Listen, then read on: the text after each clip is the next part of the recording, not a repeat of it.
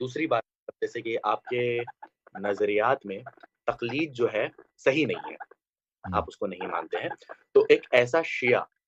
جو مطلب اس نے اپنی پوری، مان لیجیے اپنی پوری لائف میں اس نے تقلید کو جو ہے فالو کیا ہو، اور جو بھی چیزیں ہیں اس نے، ان کی جو بھی چیزیں ہوتی ہے کہ مطلب کوئی بھی فتویٰ ہوتا ہے تو وہ مان لیتا ہے، اور ایٹ دی اینڈ اب اس کا ٹائم آ جاتا ہے، ٹھیک ہے، اور آنے کے بعد اس نے ایک جو ہے مرنے سے پہلے وہ سمپلی ایک اللہ تعالیٰ سے توبہ کر رہا ہے کہ میرے سارے گناہوں کو جو ہے آپ معاف کر دیجئے، ٹھیک ہے، تو ایسا شخص آپ کے مطلب آپ کے نظریات میں جب اس نے معافی مانگ لی، ٹھیک ہے، تو آپ جو بول رہے ہو کہ اگر اس نے تقلید انال کیا ہے جو بھی کیا تو وہ شاید گناہ ہے یا جو بھی ہے، تو اس ٹائم پر جب وہ معافی مانگ لیتا ہے تو ہر ایک گناہ کی معافی تو ہو ہی جائے گی اس کی، یا کچھ معافی ایسی ہے جو ہوگی نہیں، جیسے کہ تقلید ہو گیا، معاملہ ہو گیا، مجتہد نہیں کا اس معاملہ طرح ہو نہیں ہے، دیکھیں اللہ بڑا غفور الرحیم ہے، بالخصوص اہل بیت علیہ السلام کے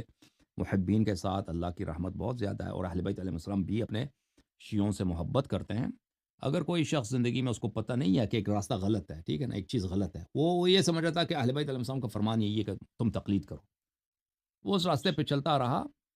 تو یہ اس نے خطا کی ہے، اس نے خطا کیا ہے بہت بڑا، لیکن لیکن اس نے اس طرح جان کر خطا نہیں کیا، اس کو غلط فہمی تھی، تو اس کا عذر اللہ کے پاس ہے، اس کا عذر بہت ہی واضح عذر ہے، اس کے پاس ایک بہت ہی واضح عذر کہ یا اللہ مجھے سمجھ نہیں آئی ہے، میں غلط راستے پہ، مجھے لوگوں نے بتایا نہیں، میں جس معاشرے میں رہتا تھا ہمیں پتہ نہیں چلا،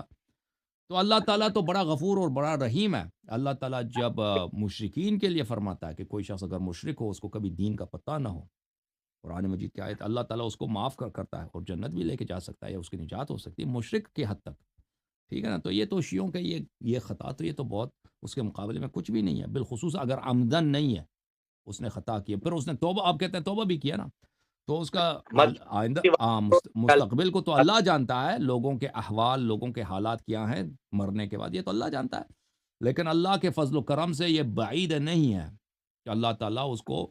معاف کریں اور اس کے ساتھ بہترین نیک سلوک کرے اللہ تعالیٰ۔ جی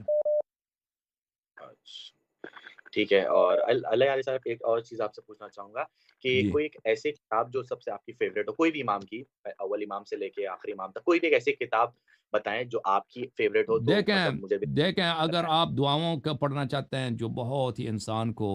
اللہ سے ملا لیتا ہے، صحیفہ سجادہ ایک بہترین کتاب ہے، اگر آپ صحیح اس کو پڑھیں حضور قلب کے ساتھ پڑھیں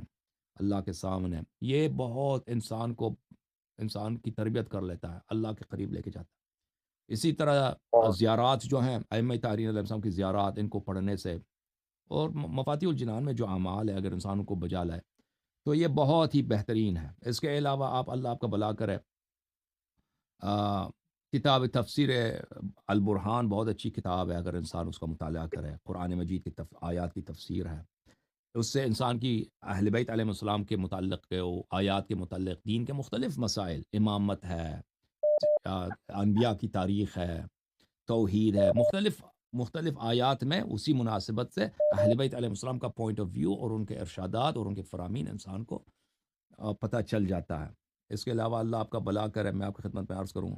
کہ اگر ایک کتاب کو بولنا ہو کہ وہ اس کتاب انسان کے پاس ہو تو دوسری کتابوں سے بالکل وہ مستغنی ہو جاتا ہے، بے نیاز ہو جاتا ہے، تو وہ کتاب بحار الانوار ہے۔ بحار الانوار ایک ایسا کتاب ہے کہ وہ کتاب انسان پڑھے تو کسی دوسرے کتاب کی ضرورت نہیں پڑتی۔ اللہ آپ کو نہیں بہت رہی، سلامتی دے، تھینک یو سر، ہاں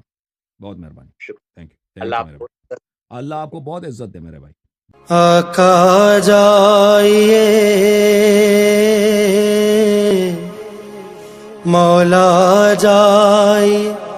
منتظر آج سارا جہاں۔